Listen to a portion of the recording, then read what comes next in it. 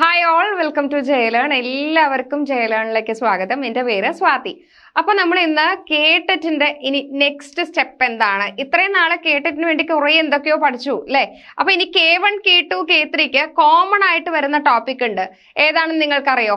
കുറെ നമ്മൾ ടെക്സ്റ്റ് വായിച്ച് കുറെ നമ്മൾ ക്വസ്റ്റ്യൻ പേപ്പർ ഒക്കെ ആൻസർ ചെയ്ത് ഇനി കേട്ടറ്റിന് ഏതൊക്കെ രീതിയിലാണ് ക്വസ്റ്റ്യൻ വരിക എന്നുള്ള ബേസിൽ മാത്രമല്ല, ആ ക്വസ്റ്റ്യൻ എങ്ങനെയൊക്കെയാണ് തിരിച്ചും മറിച്ചും ചോദിക്കുന്നത്, K1ന് എങ്ങനെയാ ചോദിക്കുന്നത്, K2 ആകുമ്പോഴേക്കും അതിന്റെ ആ ഒരു സ്റ്റാൻഡേർഡ് എങ്ങനെ മാറി, അതേപോലെ തന്നെ K3 വരുമ്പോ ആ ലെവല് ഈ പറഞ്ഞ പോലെ ആ ലെവലിൽ ഒരു ചേഞ്ച് വന്നു. ഇത് എങ്ങനെയാണ് എന്നുള്ളത് നമുക്ക് ഈ വീഡിയോയിൽ നോക്കാം കേട്ടോ. അപ്പൊ K1, K2, K3ക്ക് കോമൺ ആയിട്ട് വരുന്ന ഒരു ടോപ്പിക് ആണ് ലൈറ്റ് എന്ന് പറയുന്നത്. ആ ലൈറ്റിൽ വരുന്ന ഡിഫറെന്റ് ക്വസ്റ്റ്യൻ നമ്മൾ ഇവിടെ ഡിസ്കസ് ചെയ്യും. അതിനു മുന്നേ ആ ലൈറ്റിനെ കുറിച്ച് ഒരു ചെറിയ ഇൻട്രൊഡക്ഷൻ. നമുക്ക് ക്ലാസ്സിലേക്ക് പോയാലോ? അപ്പൊ എല്ലാവർക്കും വീണ്ടും സ്വാഗതം. ലൈറ്റ് എന്ന് പറഞ്ഞാൽ എന്താണ്?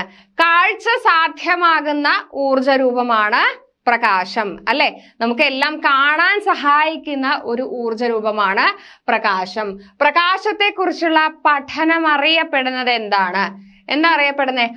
ഓപ്റ്റിക്സ് എന്നാണ് അറിയപ്പെടുന്നത്. ഇനി വേഗത എത്രയാണ്? പ്രകാശത്തിന്റെ വേഗത എത്രയാണ്? 3 lakh km/s അല്ലെങ്കിൽ 3 × 10⁸ m/s. എവിടെയാണ്? പ്രകാശത്തിന്റെ വായുവിലെ വേഗത എത്രയാണ് ചോദിക്കാറുണ്ട് അല്ലെ? മുന്നേ ഒക്കെ സ്ഥിരം ചോദിക്കുന്ന ഒരു ക്വസ്റ്റ്യൻ ആയിരുന്നു. ഏതാണ്? 3 × 10⁸ m/s. ഓക്കെ, ഇനി പ്രകാശത്തിന്റെ വേഗത കണക്കാക്കിയ ശാസ്ത്രജ്ഞൻ ആരാണ്? റോമർ ആണ് കേട്ടോ, റോമർ. അങ്ങനെയാണെങ്കിൽ പ്രകാശത്തിന്റെ വേഗത ഏകദേശം കൃത്യമായി കണക്കാക്കിയ ശാസ്ത്രജ്ഞൻ ആരാണ്? ആദ്യം കണക്കാക്കി കഴിഞ്ഞപ്പോൾ ഏതോ ഒരു വാല്യൂ കിട്ടി, എന്നാൽ അതിനെ ഒരു കൃത്യതയോടുകൂടി കണക്കാക്കിയ ശാസ്ത്രജ്ഞനാണ് ആൽബർട്ട് എ മെക്കൽസൺ എന്ന് പറയുന്ന അദ്ദേഹം. ആരാണ്? Albert A Michelson. അപ്പൊ പ്രകാശത്തിന്റെ വേഗത ഏകദേശം കൃത്യമായി കണക്കാക്കിയ ശാസ്ത്രജ്ഞനാണ് ആൽബർട്ട് എ മെക്കൽസൺ. പ്രകാശത്തിന്റെ വേഗത ആദ്യം കണക്കാക്കിയ ശാസ്ത്രജ്ഞൻ ആരാണ്? റോമർ ആണ് കേട്ടോ. ഓക്കെ, അതേപോലെ തന്നെ പ്രകാശത്തിന് ദ്വൈത സ്വഭാവമാണുള്ളത്. പ്രകാശം എന്ന് പറയുന്നത് തരംഗ രൂപത്തിലും ഊർജത്തിന്റെ ചെറിയ ചെറിയ കണികകളായും സഞ്ചരിക്കുന്നു. ഊർജത്തിന്റെ ചെറിയ ചെറിയ പാക്കറ്റുകളായി. അതായത് പ്രകാശത്തിന്റെ അടിസ്ഥാന കണമാണ് ഫോട്ടോൺ. ഓക്കെ, കുഞ്ഞു കുഞ്ഞു കണികാരൂപത്തിലും തരംഗ രൂപത്തിലും സഞ്ചരിക്കുന്നു എന്ത്? പ്രകാശം. ഓക്കെ, പ്രകാശത്തിന് ദ്വൈത സ്വഭാവമാണുള്ളത് എന്ന് കണ്ടെത്തിയ ശാസ്ത്രജ്ഞൻ ആരാണ്? അദ്ദേഹമാണ് ഡി ബ്രോഗ്ലി. ആരാണ്? D Broglie.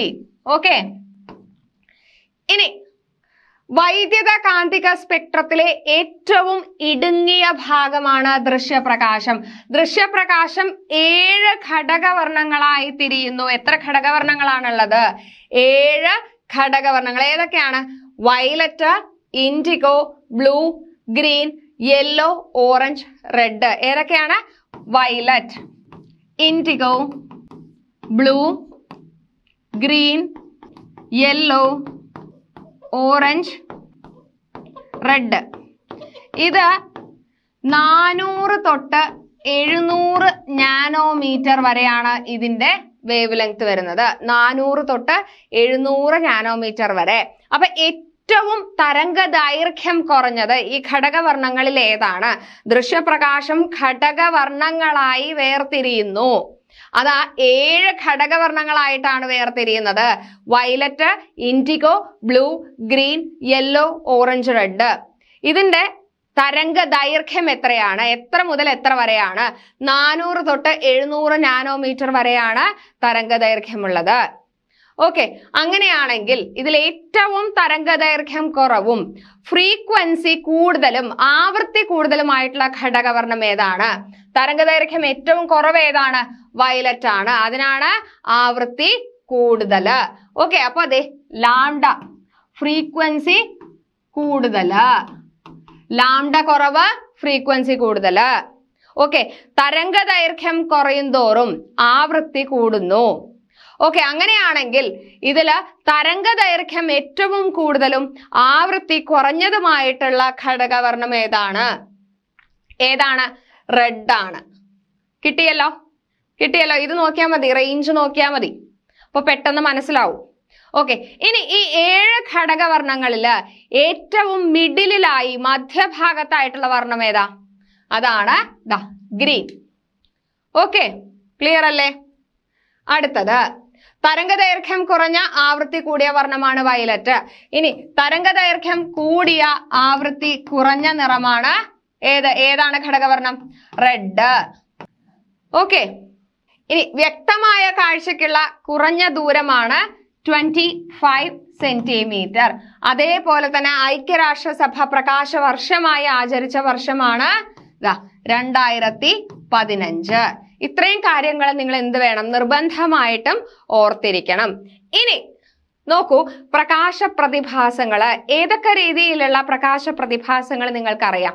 അപവർത്തനം, അല്ലെ, വിഭങ്കനം, വിസരണം, പ്രകീർണനം തുടങ്ങിയ പല വിധത്തിലുള്ള പ്രകാശ പ്രതിഭാസങ്ങൾ അറിയാം. നമ്മുടെ ഈ ഒരു പരീക്ഷയ്ക്ക് ഒഴിച്ചുകൂടാനാവാത്ത ഏറ്റവും ഇമ്പോർട്ടന്റ് ആയിട്ടുള്ള ഒരു ഭാഗമാണ് പ്രകാശ പ്രതിഭാസങ്ങൾ. എന്തൊക്കെയാണ് ഈ പ്രകാശ പ്രതിഭാസങ്ങളിൽ നമുക്ക് പഠിക്കാനുള്ളത് നോക്കിയാലോ? അപവർത്തനം, റിഫ്രാക്ഷൻ. ഒരു മാധ്യമത്തിൽ നിന്ന് മറ്റൊരു മാധ്യമത്തിലേക്ക് പ്രകാശം സഞ്ചരിക്കുമ്പോൾ പ്രകാശത്തിന്റെ സഞ്ചാരപാതയ്ക്ക് ഉണ്ടാകുന്ന വ്യത്യാസമാണ് അപവർത്തനം. അപ്പൊ എന്താ ഉണ്ടാവുന്നേ? ഒരു മാധ്യമത്തിൽ നിന്ന് മറ്റൊരു മീഡിയം, ഇത് മീഡിയം 1 ആണ്, ഇത് മീഡിയം 2 ആണ്. അങ്ങനെയാണെങ്കിൽ ഇവിടെ നിന്ന് ഈ ഒരു പോയിന്റിൽ നിന്ന് ഇങ്ങോട്ട് കടക്കുമ്പോ ഇവിടെ നേരെ പോവേണ്ട പ്രകാശപാത എന്താവുന്നു? ഒന്ന് ചെരിഞ്ഞു പോകുന്നു. അങ്ങനെ ആ പ്രകാശപാതയ്ക്കുണ്ടാവുന്ന, ആ പ്രകാശ രശ്മിക്കുണ്ടാവുന്ന ഒരു ചെറിയ വ്യത്യാസം, ആ സഞ്ചാരപാതയ്ക്കുണ്ടാകുന്ന ഒരു ചെറിയ വ്യത്യാസമാണ് അപവർത്തനം എന്ന് പറയുന്നത്. നമുക്ക് എളുപ്പം മനസ്സിലാവുന്ന ഒരു എക്സാമ്പിൾ ഉണ്ട്. നോക്കൂ, ഇതിനകത്ത് ഇതെന്താണ്? മീഡിയം അല്ലെ? 2 മീഡിയം ആണ്. ഓക്കെ, അപ്പൊ ഈ വായുവിൽ നിന്ന് വെള്ളത്തിലേക്ക് കടക്കുമ്പോ എന്താ ഉണ്ടാവുന്നേ? ഈ പെൻസില് ഒടിഞ്ഞതായി തോന്നുന്നു. ദേ കണ്ടോ, ഇങ്ങനെ വരുന്ന പെൻസിലിന് ഇങ്ങനെ ഒരു ചരിവ് അല്ലെ? അപ്പൊ അവിടെ ആ ഒരു സഞ്ചാരപാത, പ്രകാശത്തിന്റെ സഞ്ചാരപാതയ്ക്ക് ഒരു ചെറിയ വ്യത്യാസം കാണാനായിട്ട് സാധിക്കും. നമ്മൾ പറയാറുണ്ട്, ഒരു ബീക്കറിൽ വെള്ളം എടുത്തു കഴിഞ്ഞിട്ട് ആ ബീക്കറിൽ ഒരു വടി, ഒരു ഈർക്കിൽ ഇട്ട് കഴിഞ്ഞാൽ അതിന്റെ സഞ്ചാരപാതയിലുള്ള വ്യത്യാസം നമുക്ക് കാണാൻ സാധിക്കും. ആ ഈർക്കിലി ഒന്ന് ഒടിഞ്ഞതായിട്ട് തോന്നും, ഒന്ന് ഒടിഞ്ഞ പോലെ തോന്നും. ഇതാ കണ്ടോ, ഇവിടെ ഒരു ബെൻഡ് അല്ലെ? അതുപോലെ തോന്നുന്നു. ഇതാണ് എന്ത് പറയുന്നത്? അപവർത്തനം എന്ന് പറയുന്നത്. അപ്പോ പ്രകാശത്തിന്റെ ആ സഞ്ചാരപാതയിൽ ഉണ്ടാവുന്ന വ്യത്യാസം അല്ലെങ്കിൽ വ്യതിയാനം. എങ്ങനെ? ഒരു മീഡിയത്തിൽ നിന്ന് മറ്റൊരു മീഡിയത്തിലേക്ക് പ്രകാശം സഞ്ചരിക്കുമ്പോൾ അതാണ് എന്ത്? അപവർത്തനം എന്ന് പറയുന്നത്, റിഫ്രാക്ഷൻ. ഓക്കെ, ഇതാണ് എന്ത്? ഈ അപവർത്തനം കഴിഞ്ഞു പോകുന്ന ആ രേഖ, അല്ലെങ്കിൽ അപവർത്തനം സംഭവിച്ചു പോകുന്ന ഈ ഒരു രേഖയാണ് അപവർത്തന രശ്മി. ഈ ഒരു രശ്മിയാണ് അപവർത്തന രശ്മി. ഓക്കെ, റിഫ്രാക്റ്റഡ് റേ എന്ന് പറയുന്നത്. നെക്സ്റ്റ്, അടുത്ത പ്രകാശ പ്രതിഭാസം പൂർണ്ണ ആന്തരിക പ്രതിഫലനം, ടോട്ടൽ ഇന്റേണൽ റിഫ്ലക്ഷൻ. പ്രകാശക സാന്ദ്രത കൂടിയ മാധ്യമത്തിൽ നിന്ന് കുറഞ്ഞ മാധ്യമത്തിലേക്ക് ക്രിട്ടിക്കൽ കോണിനേക്കാൾ കൂടിയ പതന കോണിൽ പ്രകാശരശ്മി പ്രവേശിക്കുമ്പോൾ ആ രശ്മി അപവർത്തനത്തിന് വിധേയമാകാതെ അതേ മാധ്യമത്തിലേക്ക് പ്രതിപതിക്കുന്നു. അതായത് ഇവിടെ മീഡിയം 1, ഇത് എന്താണ്? പ്രകാശം അല്ലെങ്കിൽ പ്രകാശക സാന്ദ്രത കൂടിയ മാധ്യമമാണ്.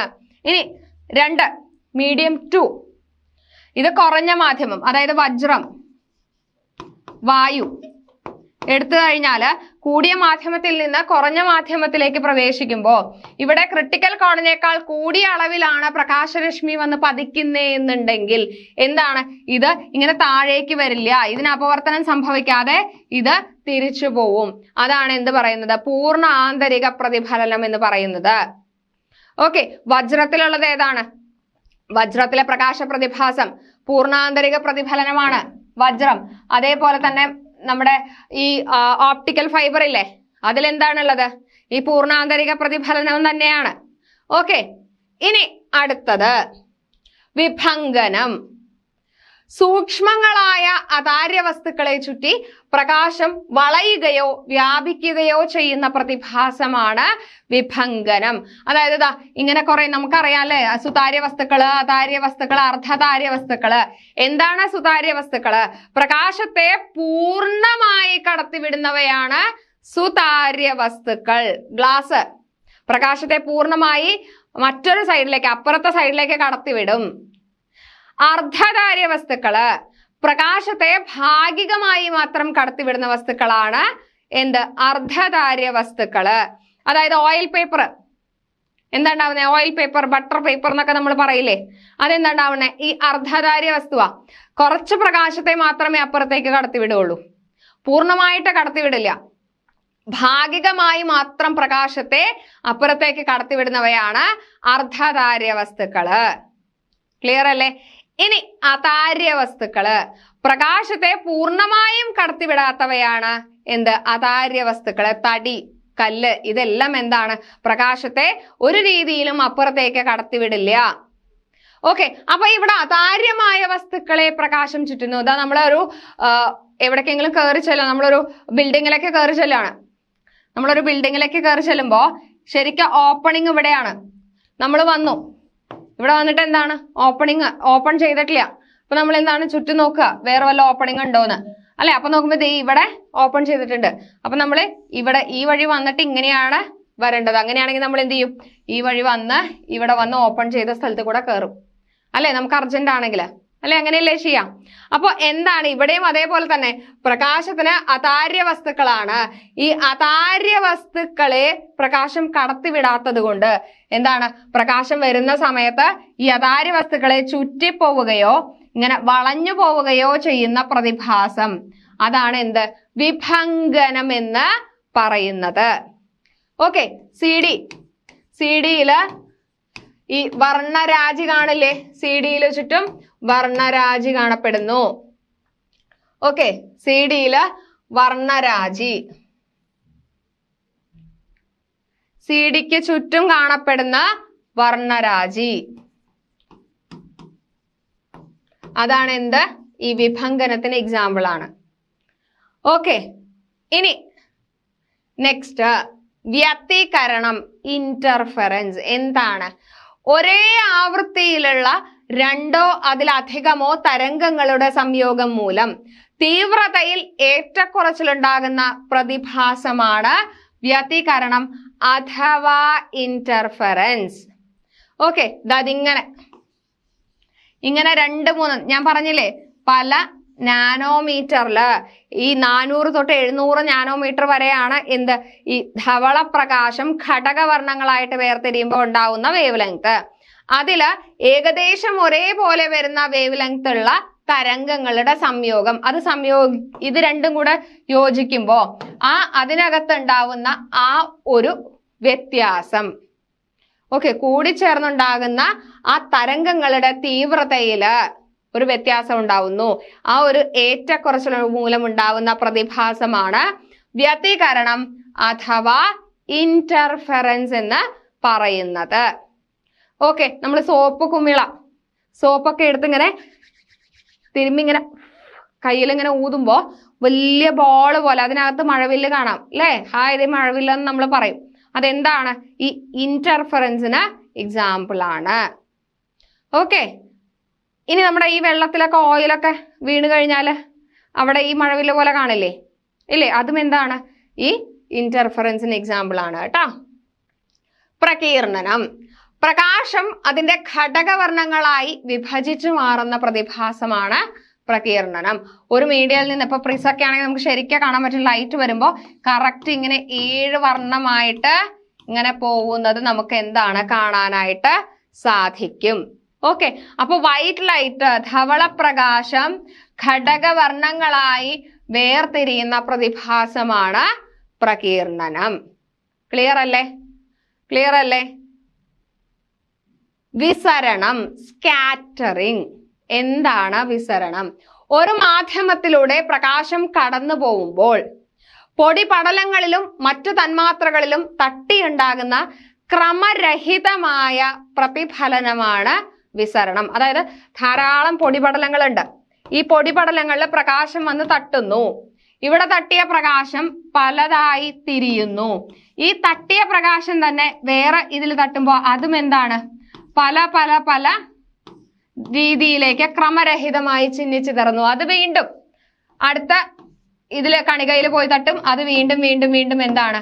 ഇങ്ങനെ സ്പ്രെഡ് ആയിക്കൊണ്ടേയിരിക്കും. പ്രകാശം പല രീതിയിൽ ക്രമരഹിതമായി എന്താണ്? ക്രമരഹിതമായി തട്ടി പ്രതിഫലിക്കുന്നു. അതിനെയാണ് എന്ത് പറയുന്നത്? വിസരണം അഥവാ സ്കാറ്ററിംഗ് എന്ന് പറയുന്നത്. ഓക്കെ, ക്ലിയർ അല്ലേ? നമ്മുടെ ആകാശത്തിന് നീല നിറം എന്താ കാരണം? ഈ സ്കാറ്ററിംഗ് ആണ്. ഓക്കെ, കടലിന്റെ നീല നിറം, ഇതിനൊക്കെ കാരണം എന്താണ്? ഈ സ്കാറ്ററിംഗ് അഥവാ വിസരണം എന്ന് പറയുന്ന പ്രകാശ പ്രതിഭാസം. ഓക്കെ, നെക്സ്റ്റ് നമുക്ക് ഈ കേട്ടറ്റിന് വന്നിട്ടുള്ള ഒരു ക്വസ്റ്റ്യൻ ആണ് ഈ കൊടുത്തിരിക്കുന്നത്. ഒന്ന് വായിച്ചു നോക്കൂ. മഴവില്ലിന്റെ രൂപീകരണവുമായി ബന്ധപ്പെട്ട ശരിയായ വിശദീകരണം ഏത്? വലിയൊരു ക്വസ്റ്റ്യൻ ആണ് അല്ലെ. അന്തരീക്ഷത്തിലെ ജലത്തുള്ളികളിലൂടെയുള്ള സൂര്യപ്രകാശത്തിന്റെ റിഫ്രാക്ഷനും തുടർന്നുള്ള ആന്തരിക പ്രതിഫലനവും പ്രകീർണനവും. ഓക്കെ, അടുത്തത് അന്തരീക്ഷത്തിലെ ജലത്തുള്ളികൾക്ക് ഇടയിലൂടെയുള്ള സൂര്യപ്രകാശത്തിന്റെ വിഭംഗനം. അപ്പൊ ഈ പ്രകാശ പ്രതിഭാസങ്ങളൊക്കെ നമ്മൾ പഠിച്ചു കഴിഞ്ഞാൽ ഈസി ആയിട്ട് ഇതിന്ന് എഴുതാം. വലിയ ക്വസ്റ്റ്യൻ ആണ്, പക്ഷെ എന്താണ്, നമുക്ക് പെട്ടെന്ന് ഒരു വേർഡിൽ നിന്ന് തന്നെ നമുക്ക് ആൻസർ കണ്ടുപിടിക്കാനായിട്ട് സാധിക്കും. മൂന്നാമത്തെ ഓപ്ഷൻ, അന്തരീക്ഷത്തിലെ ജലത്തുള്ളികളുടെ ഉപരിതലത്തിലുള്ള സൂര്യപ്രകാശത്തിന്റെ സമ്പൂർണ്ണ ആന്തരിക പ്രതിഫലനം. നാലാമത്തെ, അന്തരീക്ഷം മൂലം സൂര്യപ്രകാശത്തിനുണ്ടാകുന്ന വിസരണം. നമുക്കറിയാം മഴവില്ല് ഏത് പ്രകാശ പ്രതിഭാസത്തിന്റെ ഭാഗമായാണ് ഉണ്ടാവുന്നത്? ഒറ്റ വേർഡിൽ നിന്ന് കണ്ടുപിടിക്കാം. എന്താണ്? വിസരണമാണോ? വിസരണമാണോ? അല്ല. ഇനി പൂർണ്ണാന്തരിക പ്രതിഫലനമാണോ? പൂർണ്ണമായിട്ടും അതാണ് എന്ന് പറയാനായിട്ട് സാധിക്കില്ല, അപ്പൊ അതല്ല. ഇനി വിഭംഗനമാണോ? ആണോ? വിഭംഗനമല്ല. അങ്ങനെയാണെങ്കിൽ ഏതാണ്? അന്തരീക്ഷത്തിലെ ജലത്തുള്ളികളിലൂടെയുള്ള സൂര്യപ്രകാശത്തിന്റെ റിഫ്രാക്ഷനും തുടർന്നുള്ള ആന്തരിക പ്രതിഫലനവും പ്രകീർണനവും. ദേ കണ്ടോ, പ്രകീർണനം. ആ ഒരൊറ്റ വേർഡിൽ നിന്ന് തന്നെ നമുക്ക് എന്ത് ചെയ്യാൻ പറ്റും? ഈ ക്വസ്റ്റ്യന്റെ ആൻസർ കണ്ടുപിടിക്കാനായിട്ട് സാധിക്കും, കൺഫ്യൂഷൻ ഉള്ളവർക്ക്. ഓക്കെ, അപ്പൊ ഈ ക്വസ്റ്റ്യൻ ലെങ്ത് കണ്ടിട്ട് നമ്മൾ ആദ്യം ഒന്ന് പേടിക്കും, ഒരു കുറേ ഉണ്ടല്ലോ എന്ന് വിചാരിക്കും. പക്ഷെ വളരെ സിമ്പിൾ ആണ്. നമ്മൾ കണ്ടന്റ് പഠിച്ചു കഴിഞ്ഞാൽ വളരെ സിമ്പിൾ ആയിട്ട് ആൻസർ എഴുതാവുന്ന കാര്യമേ ഉള്ളൂ അല്ലേ. അടുത്ത ക്വസ്റ്റ്യൻ നോക്കൂ. ഇത് K1 വന്നിട്ടുള്ള ഒരു ക്വസ്റ്റ്യൻ ആണ്. കഴിഞ്ഞ കൊല്ലം K1 വന്നിട്ടുള്ള ഒരു ക്വസ്റ്റ്യൻ ആണ്. ഒരു പ്രകാശരശ്മി വായുവിൽ നിന്ന് വെള്ളത്തിലേക്ക് കടക്കുമ്പോൾ അത് ജലത്തിന്റെ ഉപരിതലത്തിൽ വെച്ച് വളയുന്നതായി തോന്നുന്നു. അങ്ങനെയാണെങ്കിൽ പ്രകാശത്തിന്റെ ഈ വളവിന് കാരണം എന്താണ്? ഓപ്ഷൻസ് എന്തൊക്കെയാ കൊടുത്തിട്ടുള്ളേ? പ്രതിഫലനം, പോളറൈസേഷൻ, അപവർത്തനം, പ്രകീർണനം. എന്താ വരുന്നത് ആൻസർ? വളരെ വ്യക്തമായിട്ട് നമ്മൾ പിക്ചർ വെച്ച് കണ്ട കാര്യമാണ് അല്ലേ. എന്താണ്? അപവർത്തനം. ഓക്കെ, അപ്പൊ K2 വന്നൊരു ക്വസ്റ്റ്യൻ നമ്മൾ നേരത്തെ കണ്ടു. ഇത് K1 വന്നൊരു ക്വസ്റ്റ്യൻ. ഇനി അടുത്തൊരു ക്വസ്റ്റ്യൻ നമുക്ക് പരിചയപ്പെടാം. നോക്കൂ. Which of the following light pairs of light is the odd one out? ഇത് K3 വന്നൊരു ക്വസ്റ്റ്യൻ ആണ്. അപ്പൊ ഏത് കാറ്റഗറി ആയിക്കോട്ടെ, ലൈറ്റ് എന്ന് പറയുന്ന ആ ഒരു ടോപ്പിക്കിന് എത്രത്തോളം ഇമ്പോർട്ടൻസ് ഉണ്ട് എന്നുള്ളത് നിങ്ങൾക്ക് മനസ്സിലായില്ലോ അല്ലെ. അങ്ങനെയാണെങ്കിൽ നിങ്ങൾ നോക്കൂ, ഈ ഒരു ക്വസ്റ്റ്യൻ നമുക്ക് ആൻസർ ഇവിടെ കണ്ടുപിടിക്കാം. ഓക്കെ, ദാ നോക്കൂ. Magenta and green, cyan and red, yellow and blue, cyan and blue. ഇത് എങ്ങനെയാ കണ്ടുപിടിക്കുക? ഘടകവർണ്ണങ്ങള് 7 തിരിയുന്നു നമ്മൾ പറഞ്ഞു. അതില് വർണ്ണങ്ങളെ 2 രീതിയിൽ തിരിക്കാം. പ്രാഥമിക വർണ്ണങ്ങള്, ദ്വിതീയ വർണ്ണങ്ങള്. പ്രാഥമിക വർണ്ണങ്ങൾ ഏതൊക്കെയാണ് എന്നറിയാമോ? പച്ച, നീല, ചുവപ്പ്. ഓക്കെ, ഈ പച്ച, നീല, ചുവപ്പ് ഇത് ചേരുമ്പോ, ഇത് 3 ചേരുമ്പോ കിട്ടുന്ന കളറാണ് വെള്ള, ധവള പ്രകാശം. ഓക്കെ, ക്ലിയർ അല്ലേ? ഇനി പച്ചയും നീലയും ചേർന്നാൽ കിട്ടുന്ന കളറാണ് സിയാൻ. ഓക്കെ, നീലയും ചുവപ്പും ചേർന്നാൽ കിട്ടുന്ന കളറാണ് മജന്ത. അങ്ങനെയാണെങ്കിൽ പച്ചയും ചുവപ്പും ചേർന്നാൽ കിട്ടുന്ന കളറാണ് മഞ്ഞ. ഓക്കെ, ഇനി ഈ മഞ്ഞ, സിയാൻ, മജന്ത ഇതിനെയാണ് മഞ്ഞ, സിയാൻ, മജന്ത ഇതിനെയാണ് ദ്വിതീയ വർണ്ണങ്ങൾ എന്ന് പറയുന്നത്. രണ്ട് പ്രാഥമിക വർണ്ണങ്ങൾ ചേർന്നാൽ ലഭിക്കുന്ന വർണ്ണത്തെ ദ്വിതീയ വർണ്ണം എന്ന് പറയുന്നു. അങ്ങനെയാണെങ്കിൽ ഇനി ഇതിൽ നിന്ന് ഓഡ് വൺ ഔട്ട് ഏതാന്ന് കണ്ടുപിടിക്കാൻ എളുപ്പമല്ലേ? നോക്കൂ, മജന്ത ആൻഡ് ഗ്രീൻ. മജന്ത എന്ന് പറയുന്നത് ഏതൊക്കെ കളർ ചേർന്നിട്ട്? ഇതൊരു ദ്വിതീയ വർണ്ണമാണ് മജന്ത, ഇതൊരു പ്രാഥമിക വർണ്ണമാണ് അല്ലെ? ഇപ്പൊ മജന്ത ഏതൊക്കെ ചേർന്നുണ്ടാവുന്നതാ? നോക്കൂ, നീലയും ചുവപ്പും ചേർന്നാണ് മജന്ത ഉണ്ടാവുന്നത്. നീല പ്ലസ് ചുവപ്പ് ആൻഡ് എന്ന് പറയുമ്പോ പ്ലസ് പച്ച. ഏതാണ്? പച്ച. അങ്ങനെയാണെങ്കിൽ ഇത് മൂന്നും ചേർന്നാൽ കിട്ടുന്ന കളർ ഏതാ? വെള്ള. ഒരെണ്ണം കിട്ടി. രണ്ടാമത് നോക്കൂ, സിയാൻ. സിയാൻ എന്ന് പറയുന്നത് ഏതൊക്കെയാ? പച്ച പ്ലസ് നീല പ്ലസ് റെഡ്, ചുവപ്പ്. അപ്പൊ മൂന്ന് പ്രാഥമിക വർണ്ണായില്ലേ? ഇല്ലേ? അപ്പൊ ഏതാ കിട്ടുക? വെള്ള, ധവളപ്രകാശം. അടുത്തത് നോക്കൂ, യെല്ലോ. പച്ച ചുവപ്പ് പ്ലസ് നീല. ഏത് കിട്ടി? ധവളപ്രകാശം കിട്ടി. ഇനി ഓഡ് വൺ ഔട്ട് കണ്ടുപിടിക്കാൻ എളുപ്പമല്ലേ? ഏതാണ്? ഇതാണ് ആൻസർ വരുന്നത്. എന്താണ്? സിയാൻ എന്ന് പറഞ്ഞാൽ ഏതാണ്? പച്ച പ്ലസ് നീല പ്ലസ് നീല എന്നാണ് ഇവിടെ വരുന്നത്. ഇത് ധവളപ്രകാശം ലഭിക്കുമോ? ഇല്ല. ഓക്കെ, അപ്പൊ മൂന്നെണ്ണം ഇവിടെ കിട്ടുന്നത് ഈ ABC എന്നുള്ളതില് മൂന്ന്, ഓരോ പ്രാഥമിക വർണ്ണവും ഒരു ദ്വിതീയ വർണ്ണവും തന്നു അല്ലെ? അതിനകത്ത് നിന്ന് നമ്മൾ ഓരോന്ന് മജന്ത ഏതൊക്കെ കോമ്പിനേഷൻ വെച്ചിട്ടാണ് വരുന്നതെന്ന് കണ്ടുപിടിച്ചു. അങ്ങനെ വെച്ച് നോക്കി നോക്കി ഏതൊക്കെയാണ് ധവളപ്രകാശം ലഭിക്കുന്നത്. അതിൽ ഒരെണ്ണം ലഭിക്കില്ല. അതാണ് ഏത്?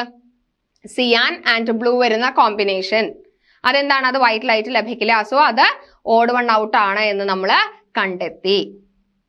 അപ്പൊ K1 വന്ന ക്വസ്റ്റ്യൻ അത് ഇതാണ്. സിമ്പിൾ ആയിട്ട് വന്നു അല്ലെ? K2 വന്ന ക്വസ്റ്റ്യൻ ഇതാണ്, കുറച്ചും കൂടെ ടഫായി. K3 വന്ന ക്വസ്റ്റ്യൻ ആണ് ഇത്. അത് ഒന്നും കൂടി ഒന്ന് ആലോചിക്കേണ്ട രീതിയിൽ അവർ ക്വസ്റ്റ്യൻ ഇട്ടു. അങ്ങനെയാണെങ്കിൽ നമുക്ക് ഇതേ ക്വസ്റ്റ്യൻ തന്നെ K1 K2 വരില്ല എന്ന് പറയാനായിട്ട് സാധിക്കില്ല. അതിനാണ് പറയുന്നത് നമ്മൾ ടോപ്പിക് വളരെ കൃത്യമായി പ്രിസൈസ് ആയി തന്നെ എന്ത് വേണം? വായിച്ച് പഠിച്ച് അതിൻ്റെ കൂടെ തന്നെ ക്വസ്റ്റ്യനും കൂടെ പ്രോപ്പർ ആയിട്ട് ചെയ്തു പോകണം. K1 ചോദിച്ച അതേ ക്വസ്റ്റ്യൻ K3 ചോദിക്കാം, അല്ലെങ്കിൽ അതിനെ ഒന്ന് മാറ്റിയിട്ടോ തിരിച്ചിട്ടോ ചോദിക്കാം അല്ലെ? അപ്പൊ നിങ്ങൾക്ക് വളരെ ഈസി ആയിട്ട് കേട്ടിട്ട് പഠിക്കാം. എന്തിലൂടെ? ജയലേണിലൂടെ. നിങ്ങൾക്ക് ആദ്യം ചേരുന്ന 100 പേർക്ക് മെഗാ ഓഫറുമായിട്ടാണ് ജയലേൺ വരുന്നത്, വിത്ത് പേഴ്സണൽ മെന്റർഷിപ്പോടുകൂടി. സോ എല്ലാവരും നന്നായിട്ട് പഠിക്കുക, നല്ല രീതിയിൽ എക്സാം എഴുതുക, നന്നായി പാസ്സാവുക. കേട്ടിട്ടെന്ന് പറയുന്ന യോഗ്യത നിങ്ങൾക്ക് എന്ത് ചെയ്യാം? വളരെ എളുപ്പത്തിൽ നേടിയെടുക്കാം. അപ്പൊ എല്ലാവരും നന്നായിട്ട് പഠിക്കുക. അടുത്ത ക്ലാസ്സിൽ കാണാം. അതുവരേക്കും ബൈ ബൈ. Thank you.